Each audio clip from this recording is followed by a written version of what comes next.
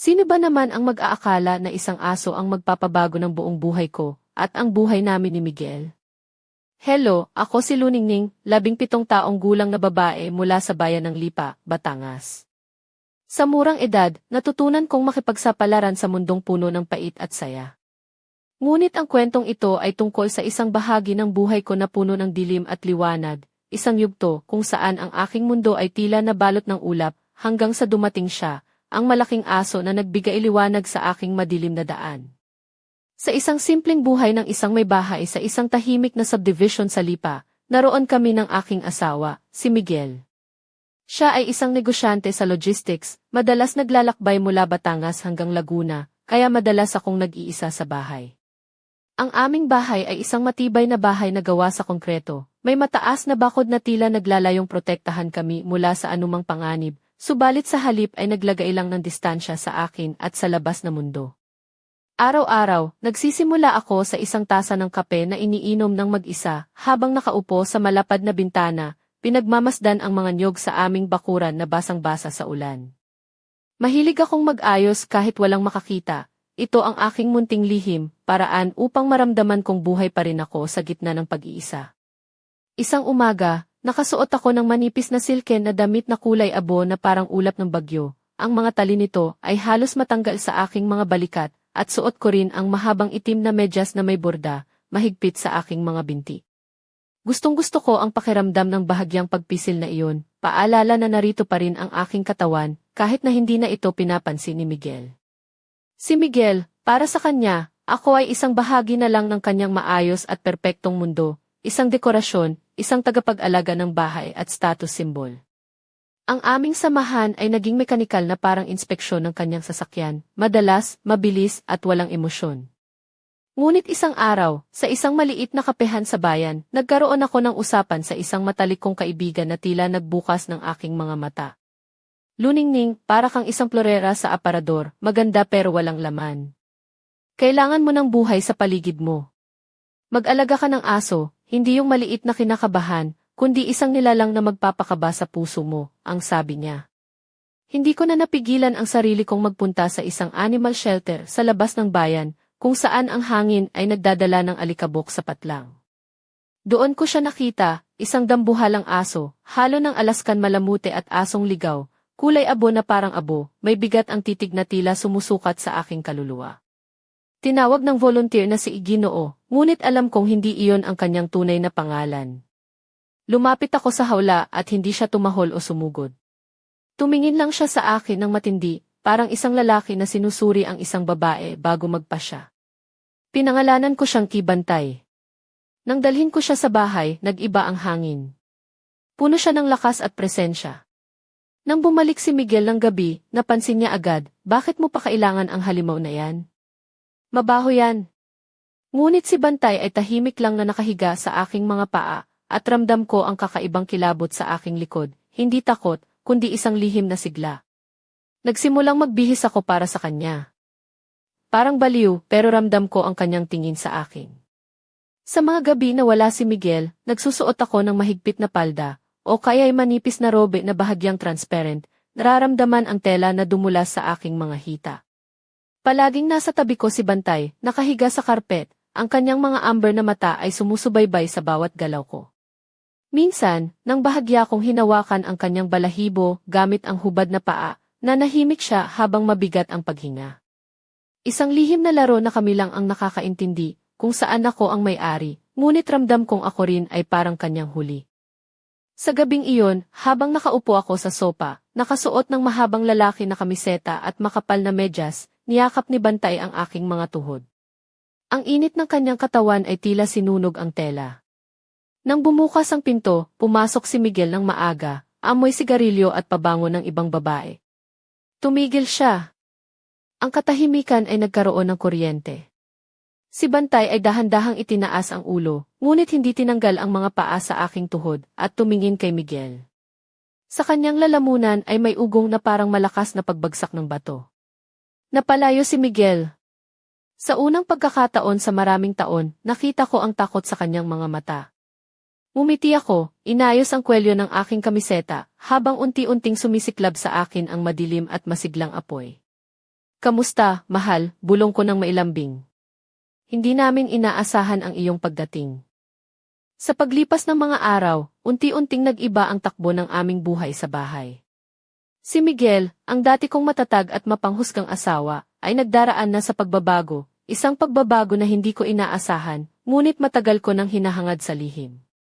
Hindi na niya ako tinatapik sa balikat ng malamig na pamamaraan ng dati, hindi na niya ako tinatanaw ng diretsyo sa mga mata na puno ng pagkabigo o kawalang interes.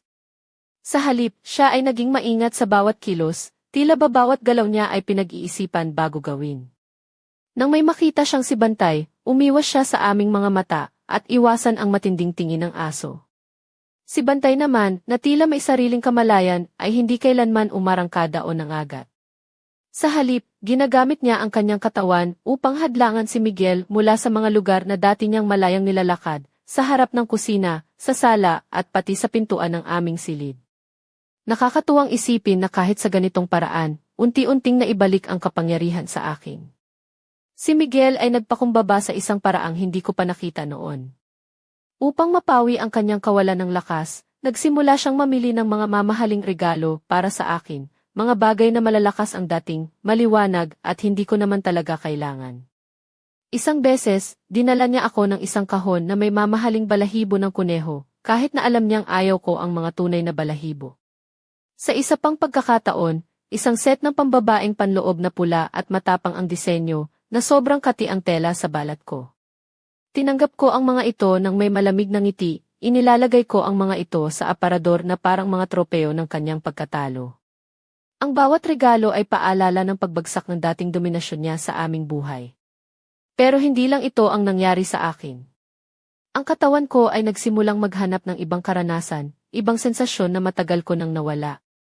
Nagsimula akong lumabas kasama si Bantay sa mga lugar na malayo sa aming subdivision, sa mga bukirin na malawak at malaya, kung saan ang hangin ay sumisipol at dinadala ang mga alaala ng nakaraan. Para sa mga lakad na ito, nagsimula akong gumawa ng sarili kong ritual. Suot ko ang mga mataas na leather boots na mahigpit na pumapalibot sa aking mga hita, at isang mahabang raincoat na kulay olive green, na para bang isang mandirigma na handang harapin ang anumang bagyo. Sa ilalim ng coat, suot ko lang ang isang manipis na slip dress na gawa sa malasutlang tela na dumidikit sa balat dahil sa hamog at ulan. Ang kakaibang pakiramdam ng matigas na balat sa labas at ang lambot ng tela sa loob ay nagdudulot ng matinding kilabot sa akin. Minsan, humihinto ako sa gitna ng bukid, tinatanggap ang patak ng ulan sa aking mukha, habang si Bantay ay tumatakbo ng malapit sa akin, malakas at mabilis na parang isang makinang bakal. Sa mga sandaling iyon, hindi ako si Luningning na nakatira sa isang tahimik na bahay sa lipa, kundi isang nilalang na bahagi ng kalikasan, isang diwata ng gubat na may hawak na kapangyarihan sa isang dambuhalang aso. Sa gabi na iyon, umuwi kami ni Bantay na basang-basa, na may pulang pisngi at amoy ng ulan at basang balahibo. Nakita ko si Miguel na nakaupo sa sala, ay hawak na baso ng brandy, halatang lasing na. Nang makita niya kami, bigla siyang tumayo, tila ba nahihilo. Tanggalin mo yang aso, ang bulong niya, na may halong galit at pagkasuklam. Amoy galing sa kanya ang buong bahay. Gusto kong maging asawa mo lang. Hindi umatras si Bantay. Nagtaas lang siya ng balahibo sa liig, na tila ba isang tahimik at nakakatakot na babala. Dahan-dahan kong binukas ang aking raincoat, na naglalantad ng basang slip dress na dumidikit sa aking dibdib, na bawat galaw ay kitang-kita sa dilim ng sala. Nakita ko ang pagdaan ng halo ng pagnanasa at puot sa mga mata ni Miguel. Mananatili siya, ang sabi ko ng may kalmadong tinig, habang tinatanggal ko ang aking mga boots. Bahagi siya ng bahay natin at bahagi rin ng akin. Walang sabi si Miguel kundi hinagis ang baso sa fireplace. Ang tunog ng nagabasag na salamin ay bumulaga sa katahimikan. Sira ang ulo mo, sigaw niya, habang lumalapit sa akin. Natutulog ka sa kwarto niya. Nakikita ko kung paano mo siya tinitingnan. Nagwagi siya ng galit na kumilos para sipain si Bantay. Ngunit iyon ang kanyang pinakamalaking pagkakamali. Sa isang iglap, si Bantay ay naging kidlat. Isang malalim at mabagsik na ugong ang pumuno sa silid na para bang bumagsak ang isang malaking bato. Hindi niya kinagat si Miguel, bagkus ay tinulak siya ng kanyang malalakas na mga paa sa dibdib. Napatumba si Miguel sa sopa, halos malunod sa kanyang sariling kahinaan. Nakaluhod si Bantay sa ibabaw niya, ang mga pangil niya ay nakalapit sa mukha ng aking asawa. Ako ay nanood at hindi umimik. Hindi ako nagbigay ng utos. Sa halip, nasiyahan ako. Sa unang 18 taon ng aming pagsasama, si Miguel ay nalugmok sa lupa, at ako ay naghari, nakadarama ng apoy ng kapangyarihan na dumadaloy sa aking mga ugat. Halika, Bantay, ang mahina kong bulong. Sa loob ng 1 minuto, sumunod siya sa akin, parang kami ay iisang nilalang. Umakyat kami sa itaas, iniwan si Miguel sa baba, nag-iisa sa amoy ng mamahaling alak at takot. Sa gabing iyon, inlock ko ang pintuan ng kwarto namin. Alam kong nilagpasan ko na ang hangganan at walang balikan pa. Ang umaga ay dumating na may kasamang tunog ng humihiwagang pag-alis ng sasakyan. Ang graba sa ilalim ng gulong ng Land Cruiser ay parang nagdudurog ng mga buto. Umalis si Miguel. Hindi para sa trabaho o biyahe kundi tumakas. Ramdam ko iyon sa aking balat. Sa aming aparador, wala na ang kanyang mga susi at ang kanyang bag ay nawala. Ang bahay ay napuno ng katahimikan na matamis at makapal, parang pulot. Hindi ako natakot. Sa halip, ang pakiramdam ko ay parang lumipad ako. Ako ay nag-iisa. Hindi lang ako, kami ni Bantay ay magkasama. Sa gabing iyon, nagpasya akong ipagdiwang ang simula ng aming bagong yugto. Nagbabad ako sa paliguan na mailangis ng sandalwood, hinihimas ito sa aking balat hanggang sa ito ay naging makintab at malambot. Hindi ako nagbihis para matulog, kundi para sa isang selebrasyon. Mula sa malalim ng aming aparador, kinuha ko ang aking paboritong damit na gawa sa mabigat na navy blue na velvet. Simple sa harap, nakasara sa leeg, ngunit may malalim na hiwa sa likod hanggang sa baywang. Sa ilalim nito, suot ko ang itim na medyas na may tahi sa likod, ang aking munting kahinaan, at mga itim na sapatos na may manipis na stilettos na metal ang takong. Ang tunog ng aking mga takong sa oak na sahig ay umalinggaw sa buong bakuran, tila metronome, tik-tak, tik-tak. Si Bantay ay nakahiga sa gitna ng sala sa aming Persian rug, ang kanyang amber na mga mata ay nakasunod sa bawat galaw ko. Bumuhos ako ng 1 baso ng matapang na pulang alak at nagsimulang umikot sa silid, sumasabay sa aking hininga at sa mabigat na titig ng aso. Sumasayaw ako ng walang musika, ang velvety na tela ay dumadampi sa aking balat, ang malamig na hangin mula sa bahagyang bukas na bintana ay humaplos sa aking hubad na likod na nagdudulot ng mga kilabot, habang ang aking mga binti ay napipila sa pagsunod sa ritmo ng aking mga takong. Lumapit ako kay Bantay at lumuhod sa harap niya, hindi iniisip kung masisira ang mamahaling damit. Ngayon, tayo na ang may-ari dito, ang bulong ko, habang hinahaplos ang gilid ng baso gamit ang aking mga labi. Itinaas niya ang ulo at nilamok ang aking kamay gamit ang kanyang magaspang ngunit mainit na dila, dumulas sa aking pulso, na parang isang halik na mas personal kaysa sa kahit anong alaala ng mga nakaraang taon. Humiga ako sa tabi niya sa rug, suot pa rin ang damit at sapatos, inilagay ang aking ulo sa kanyang malakas na dibdib. Narinig ko ang pagtibok ng puso niya, mabagal, malakas, tulad ng isang underground na martilyo. Ang amoy ng kanyang balahibo ay sumama sa bango ng sandalwood at alak na bumubuo ng isang nakakaakit na halimuyak ng kalayaan. Ngunit ang katahimikan ay biglang naputol ng tunog ng telepono. Ang aming lumang landline na halos hindi na namin ginagamit ay biglang tumunog ng malakas. Ako ay napatigil ngunit hindi bumangon. Uminit si Bantay at bumabangon, mababang ugong na tila nakararamdam ng panganib mula sa kabilang dulo ng linya. Pagkatapos, dumating ang boses ng aking biyenan mula sa answering machine, matigas at parang kalawangin ang tinig. Luningning, sinabi na sa akin ni Miguel ang lahat. Wala ka nang maisip kundi ang aso mo. Hindi namin ito papayagan. Bukas, darating ang mga eksperto. Huwag mong ipasara ang pinto. Naputol ang recording. Bumalik ang katahimikan, ngunit ngayon ay parang isang tensyonadong kwerdas na nakabigti. Tumingin ako kay Bantay. Hindi siya nakatulog. Nakapikit ang mga tenga niya at ang kanyang mga kalamnan ay nakatigas, handa sa anumang posibleng panganib. Dahan-dahan akong tumayo, inayos ang velvet na nakabalot sa aking mga balakang, at lumapit sa pintuan ng bahay.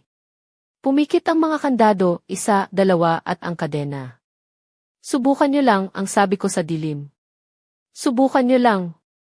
Hindi ko inasahan ang magiging ganito kalakas ang pagsalubong sa amin ni Bantay sa darating na araw. Sa loob ng bahay, ang hangin ay parang naging mas mabigat, halos hindi na makahinga sa tensyon na bumabalot sa amin. Sa sala, umupo ako sa lumang armchair, hawak ang baso ng pulang alak, habang si Bantay ay nakahiga sa aking mga paa, mata niyang amber ay nakatuon sa pintuan na tila bahandang sumugod sa anumang oras. Habang tumatagal, unti-unting bumilis ang tibok ng puso ko, kasabay ng pag-iisip kung ano ang mangyayari kapag pumasok sila. Hindi ko mapigilan ang kaba, ngunit hindi rin ako natatakot, dahil alam kong kasama ko si Bantay, ang aking tagapagtanggol, ang aking lakas. Bandang 7:00 ng umaga, narinig ko ang mabigat na tunog ng makina. Hindi ito ang Land Cruiser ni Miguel, kundi isang malaking van, may tunog na diesel na pumuno sa labas ng aming bakuran. Sumunod ang malalakas na pintuan na bumukas, at mga yabag ng mga taong hindi ko kilala ang pumuno sa graba. Hindi ako gumalaw sa aking kinaupuan. Humigpit lang ang hawak ko sa makapal na balahibo ni Bantay sa leg. Maya-maya, narinig ko ang pag-ikot ng susi sa kandado. Alam kong may susi sila, syempre, ibinigay ni Miguel ang lahat sa kanila. Bumukas ang pintuan ng biglaan, at sumingaw ang malamig at mamasa-masang hangin sa loob ng bahay. Sa pintuan ay 2 kalalakihan na suot ang kulay abong uniforme na walang pangalan o badge. Matipunong mga lalaki, may matitigas na mukha na parang hindi nakakaramdam ng awa. Sa likuran nila, nakatayo ang aking biyenan, nakapulupot sa isang puting shawl, mukha niya ay maputla, mga labi ay nakatipit, puno ng paghamak at takot. Luningning, lumayo ka sa aso, ang sabi niya, may nanginginig na boses. Para sa kapakanan mo ito. Dahan-dahan akong tumayo. Ang balot ng manipis na silk na damit ay dumulas sa aking katawan, nagpapakita ng bawat kurba at linya sa liwanag ng umaga. Alam kong napansin nila ang aking anyo, ang magulong buhok, ang naglalagablab na mga mata, ang manipis na tela na halos hindi na nakatago ang aking katawan. Ngunit wala akong pakialam sa kanilang mga tinging malansa at mapanghusga. Lumayas kayo, ang sabi ko ng mahina ngunit matatag. Sa katahimikan ng bahay namin, ang tinig ko ay parang putok ng baril. Isa sa mga lalaki, ang mas matanda, na may peklat sa baba, ay lumapit. Hawak niya ang isang mahabang baston na may buhol sa dulo. Ginoo, wag na po sana tayo magpakabastos. Pumirma ang iyong asawa ng papeles. Kailangan namin siyang kunin para sa quarantine, at ikaw ay para sa ospital. Hindi ko pinansin ang mga salita niya. Si Bantay ay nanatiling tahimik, ngunit ang kanyang mga mata ay nagningning ng babala. Ngunit nang biglang umatake si Bantay, tahimik, mabagsik, at mabilis, lumundag siya papunta sa lalaki, nagtangkang kagatin siya sa leg. Napigilan ng lalaki ang atake gamit ang kamay na may makapal na tela, ngunit natumba siya sa lakas ng suntok ni Bantay. Nagsimula ang gulo. Sumigaw ako, hindi dahil sa takot kundi sa galit. Tumakbo ako sa kanilang kinatatayuan, sinubukang ilihis ang atensyon mula sa aking aso.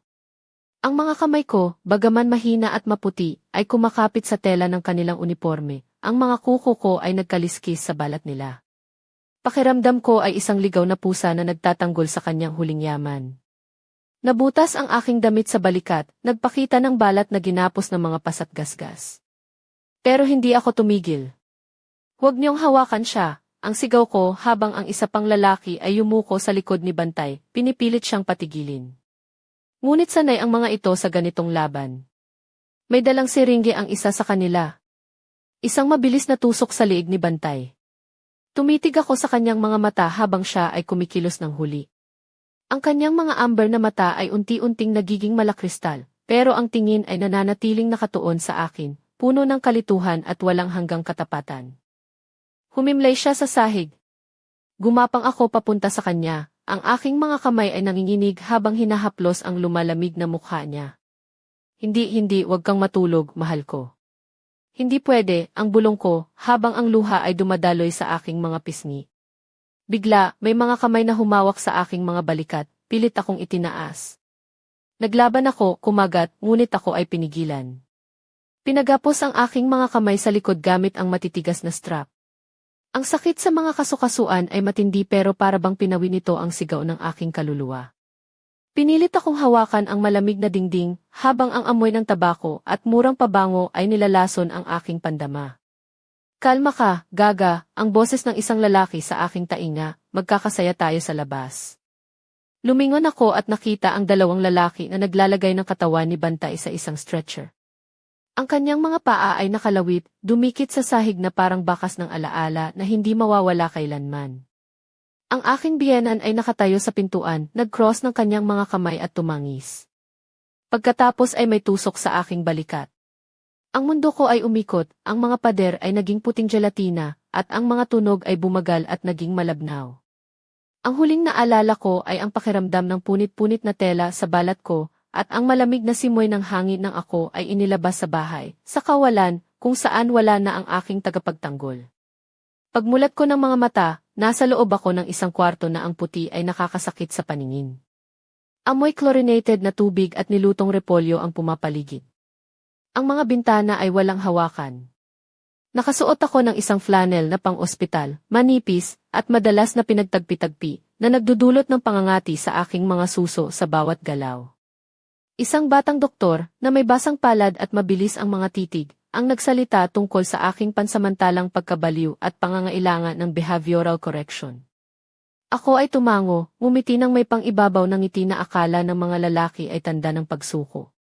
Naunawaan ko ang lahat, doktor. Gusto ko lang umuwi sa asawa ko, ang bulong ko habang ibinaba ang aking mga mata. Naniniwala sila. Sa loob ng isang linggo, unti-unting lumuwag ang aking mga restriksyon.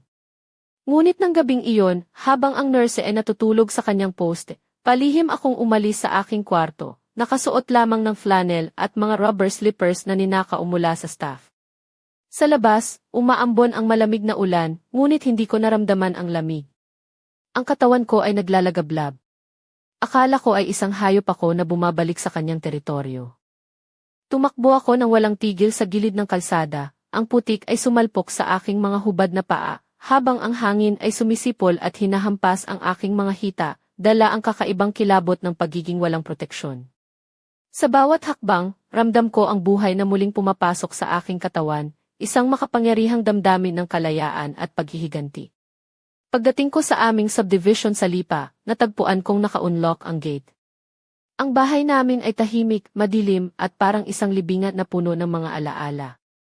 Pumasok ako ng dahan-dahan, pinipigilan ang aking mga luha at takot na muling mabigo.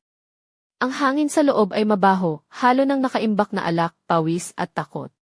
Tumawag ako ng pangalan ni Miguel, ngunit ang tanging sagot ay ang kakaibang katahimikan.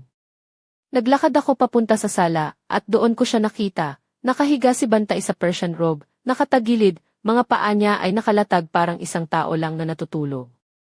Ngunit ang kanyang dibdib ay hindi gumagalaw. Sa tabi niya, may nakalapat na piraso ng papel. Kinuha ko ito at binasa. Ang sulat ay mula kay Miguel, nakasulat ng matalim at parang malamig ang puso. Sabi ng doktor, hindi kinaya ng puso niya ang tranquilizer. Mas mabuti ito para sa lahat. Luningning, may sakit ka. Magpagaling ka. Hindi ako sumigaw. Hindi ako umiyak. Bumagsak ako sa aking mga tuhod sa tabi ni Bantay. Ang kanyang balahibo ay malamig at matigas. Yumakap ako sa kanyang makapal na liig, hinihinga ang natitirang amoy ng kagubatan, ulan at kalayaan. Hinaplos ko ang kanyang nakapikit na mga mata at ang basa niyang ilong. Hindi nila naintindihan, mahal ko. Akala nila pinatay ka nila, pero tayo ay iisa, ang bulong ko sa kanyang malamig na tainga. Unti-unti bumangon ako. Ang mga galaw ko ay naging makinis at mekanikal. Pumasok ako sa kwarto namin, binuksan ang aparador, at kinuha ang isang itim na leather belt ni Miguel, ang paborito niyang bagay, na ipinagyayabang niya na parang designer brand. Pagkatapos, tinanggal ko ang maruming flannel na hospital gown. Nakatayo ako sa harap ng salamin, ganap na hubad. Ang balat ko ay maputla, puno ng mga pasa at gasgas, mga marka ng aking digmaan. Nagmistulang mapa ng mga sugat ang katawan ko. Isinuot ko ang paborito kong vintage na itim na lace lip dress. Bahagyang punit sa isang gilid, pero para sa akin, iyon ang tamang hitsura. Hindi ko sinara ang mga buttons hanggang sa dulo, pinapalaya ko ang aking dibdib sa hangin. Hinubad ko ang medyas ng dahan-dahan, ramdam ang bawat pulgada ng makinis na seda sa aking mga binti. Naghanda ako, hindi para sa kamatayan, kundi para sa isang kasal, isang panibagong pagsisimula. Bumaba ako sa sala, naglakad papunta sa malaking beam sa kisam, malapit sa patay na chandelier. Ibinaba ko ang leather belt at ikinabit ito ng mahigpit sa beam. Sumampa ako sa isang silya, tumingin pababa kay Bantay na parang naghihintay ng hudyat. Paparito na ako, ang ngiti sa aking mga labi ay misteryoso. Nang humakbang ako sa kawalan, hindi ko naramdaman ang sakit. May biglaang paghila, isang putok ng liwanag, at isang hindi kapanipaniwalang pakiramdam ng kagaanan. Ang katawan ko ay nakabitin, gumagalaw ng dahan-dahan na parang isang sirang manika na nakasuot ng itim na lace, habang ang aking espiritu ay nakatayo sa tabi, at si Bantay ay naroon din, malaki, mainit, at buhay. Tinilamsik niya ang kanyang dila sa kamay ko, at sabay kaming lumakad palabas ng bahay na iyon, palayo kay Miguel, patungo sa walang hanggang gubat kung saan palaging umuulan ang mainit na ulan. 2 araw matapos iyon, dumating si Miguel. Pumasok siya sa bahay, nakita ang nakasabit na katawan sa kalahating dilim, at umiyak na parang sugat ang lobo. Sabi nila, nalulong siya sa alak, ipinagbili ang negosyo at bahay, pero walang bibili. Ang mga kapitbahay ay bumubulong na may hindi ka nais-nais na espiritu sa loob. Hanggang ngayon, sa mga malamig na gabi ng Nobyembre, kapag ang hangin ay umiihip sa mga tubo, may nakikita silang anino ng isang babae sa bintana ng sala na nakapikit. Nakadikit ang noo sa salamin, nakaitim na linggeri, at sa tabi niya, ang aninong dambuhalang aso na nakapatong ang mga paa sa windowsill. At kung titigil ka at makikinig, hindi mo maririnig na tahol, kundi isang mahina at masayang tawa. Napanalunan namin, Miguel. Magkasama kami magpakailanman. Pasensya, ngunit hindi ako makakatulong sa paglikha ng kwentong iyon. Sa bawat sandaling lumipas matapos ang mga pangyayaring iyon, hindi ko maiwasang mag-isip kung paano napunta ang lahat sa ganitong kalagayan, kung paano ako, isang simpleng babae mula sa lipa, ay naging sentro ng isang kakaibang kwento na puno ng dilim, kapangyarihan at pagbabago. Nangyari ang lahat ng hindi ko inaasahan. Mula sa pagiging isang tahimik na may bahay na madalas iniwang nag-iisa, naging isang babae akong may bagong lakas, isang babae na may taglay na apoy na matagal nang nawala sa akin. Ang presensya ni Bantay ang nagbigay buhay sa loob ko, na pinuno ang aming bahay ng kakaibang enerhiya at sigla.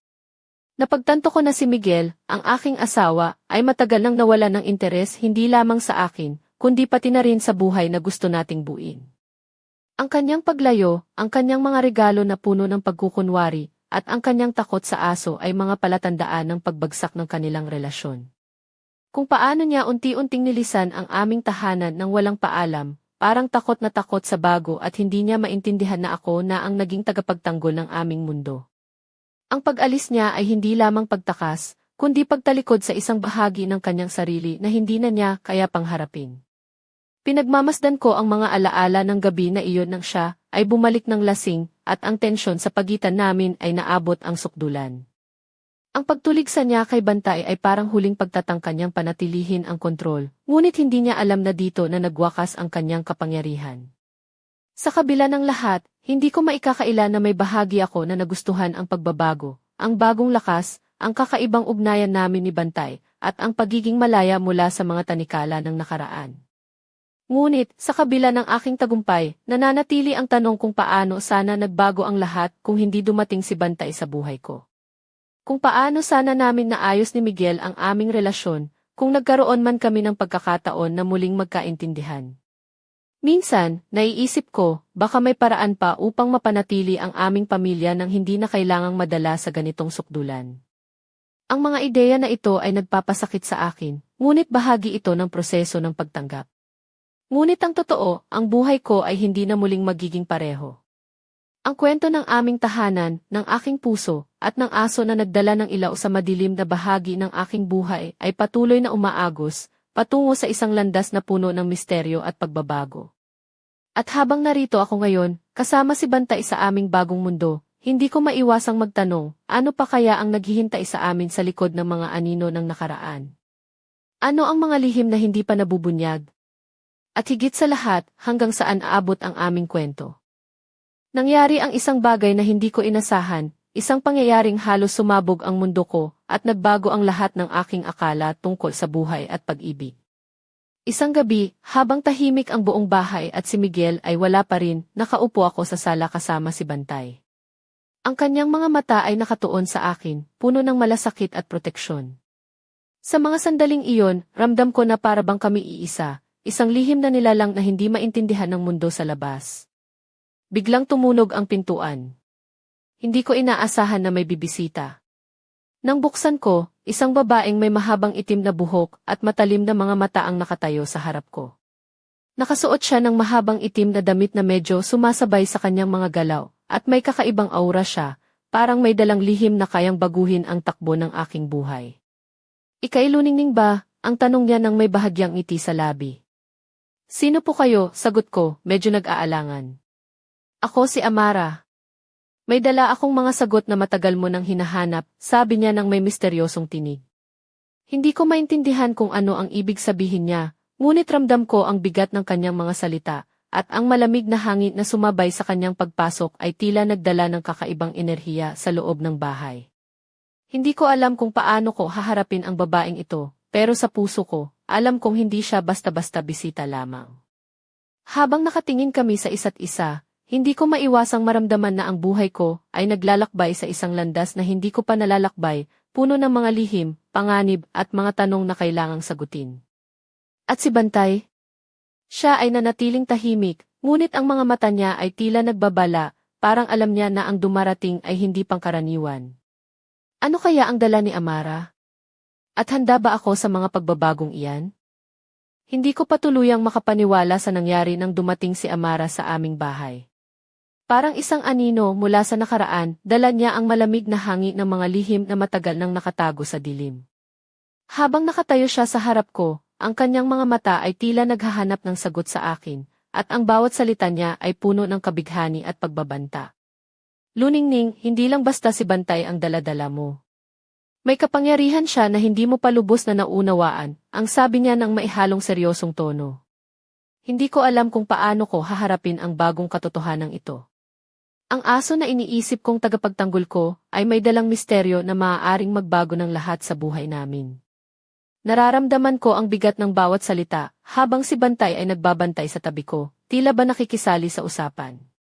"Hindi mo kailangang mag-isa sa laban na ito," ang patuloy ni Amara, "pero kailangan mong maging handa sa mga susunod na hakbang. Ang buhay mo at ang kay Bantay ay nagkaroon ng koneksyon na mas malalim kaysa sa inaakala mo." Sa mga sandaling iyon, naramdaman ko ang takot at pagkasabik ng sabay. Ang mundo na dati-rati ay simple at tahimik ay naging komplikado at puno ng di inaasahang pangyayari. Hindi ko alam kung papaano ang susunod na kabanata ng buhay ko, ngunit alam kong hindi ko ito haharapin ng mag-isa. Ang pagdating ni Amara ay isang simula, isang panibagong yugto na puno ng mga tanong, mga panganib at mga pagkakataon. Habang nakatingin ako sa kanya, at sa aking aso na tila nakikipag-usap sa espiritu ng panibagong mundo, hindi ko maiwasang magtanong, ano pa kaya ang mga lihim na nakatago sa likod ng mga mata ni Bantay? At hanggang saan ang aking kakayahan na harapin ang mga ito? Ang bawat sandali ay tila sumisiklab sa apoy ng hindi inaasahang pangyayari. Ang buhay ko ay naging isang pelikula na puno ng matinding tensyon at misteryo. Hindi ko inakalang ang simpleng pagdating ni Amara ay magdudulot ng ganitong pagbabago na lumalampas sa aking mga pangarap at bangungot. Ang bahay namin sa Lipa ay naging sentro ng isang kakaibang enerhiya, ang pagsasanib ng matagal ng naipong galit, kapangyarihan at lihim. Si Bantay, ang aking dambuhalang aso na dati naging aking kanlungan, ay ngayon ay naging simbolo ng isang bagong mundo na puno ng panganib at pag-asa. Habang pinagmamasdan ko siya, nakahiga sa gitna ng sala, ang kanyang mga amber na mata ay kumikislap, tila ba naglalaman ng mga kwento ng nakaraan at mga pangako ng hinaharap. Ang kanyang malalakas na mga paa ay nagpapakita ng lakas at katatagan, isang paalala na sa kabila ng lahat, kami ay magkasama. Ang mga araw ay nagiging gabi, at ang mga gabi ay nagiging isang walang katapusang paglalakbay sa pagitan ng realidad at misteryo. Ang bawat hakbang ko ay may kasamang pag-aalinlangan, ngunit ang apoy sa aking puso ay hindi kailanman namamatay. Ngunit sa kabila ng lahat, may isang bagay na malinaw, ang buhay na ito ay hindi pangkaraniwan. Ang aking kwento ay hindi lamang tungkol sa pag-ibig o pagkawasak, kundi tungkol sa kapangyarihan, paglaya, at paghahanap ng sarili sa gitna ng unos. Habang ang mga anino ay lumalalim at ang mga lihim ay nagiging mas makapal, ako ay nananatili, isang babae na may tapang at determinasyon na harapin ang lahat ng paparating. Ang kwento namin ni Bantay ay patuloy na sumusulat ng sarili nitong kasaysayan, puno ng mga emosyon, laban at tagumpay. At sa bawat paghinga ko, alam kong ang susunod na kabanata ay mas malalim at mas matindi pa. Ang mga lihim ay naghihintay at ako ay handang tuklasin ang mga ito, kahit ano paman ang kahihinatnan. Ito ang aking buhay, isang kwento ng apoy at anino, ng lakas at kahinaan, ng pag-asa at pangarap. At hindi pa ito nagtatapos. Ang bawat hakbang na aking tinatahak ay puno ng misteryo at pag-asa, ngunit ngayon, sa gitna ng dilim at katahimikan ng aming bahay sa lipa, ramdam ko na ang dulo ng isang kabanata ay kasabay ng simula ng isang mas malalim na paglalakbay. Si Bantay ay nakahiga sa aking tabi, ang kanyang mga mata ay nagliliwanag sa dilim, tila ba may mga lihim siyang itinatago na hindi ko pa naunawaan. Hindi ko maiwasang magtanong sa sarili, ano pa ang mga nakatagong katotohanan tungkol sa aming relasyon? Ano ang tunay na papel ni Amara sa buhay namin? At higit sa lahat, hanggang saan ako handang pumunta upang ipaglaban ang aking kalayaan at ang bagong buhay na unti-unti kong nabubuo. Habang pinagmamasdan ko ang mga anino na sumasayaw sa dingding, naririnig ko ang mahihinang huni ng hangin sa labas, na parang mga bulong na nagdadala ng mga kwento mula sa kagubatan. Ang bawat tunog ay nagdadala ng paalala na ang aming kwento ay hindi pa tapos, ito ay isang buhay na nilalang na patuloy na nagbabago, lumalawak at humahamon sa akin. Sa pagdilim ng gabi, hindi ko maalis ang pakiramdam na may mas malawak pang mundo na naghihintay sa akin, isang mundo na puno ng panganib, hiwaga, at mga bagong simula. At sa puso ko, ramdam ko ang apoy ng tapang na handang harapin ang lahat ng ito. Ang susunod na kabanata ay nakatago pa sa anino, isang lihim na naghihintay na mabuksan. Ngunit isang bagay ang malinaw, hindi na ako babalik sa dati. Ako ay isang bagong tao, kasama si Bantay, na handang sumulong sa kahit anong hamon na darating. At sa huling sandali bago matapos ang gabi, tumigil ako sa aking pag-iisip, tumingin kay Bantay at napangiti. Tayo na, Bantay. Ang ating kwento ay nagsisimula pa lamang. Sa likod ng mga pinto, sa ilalim ng mga anino, ang aming laban ay nagbubukas ng mga bagong tanong at mga lihim na kailangang tuklasin. At ako, si Luningning, ay handang harapin ang lahat ng ito, magkasama namin si Bantay, sa isang mundong puno ng hiwaga at walang katapusang posibilidad.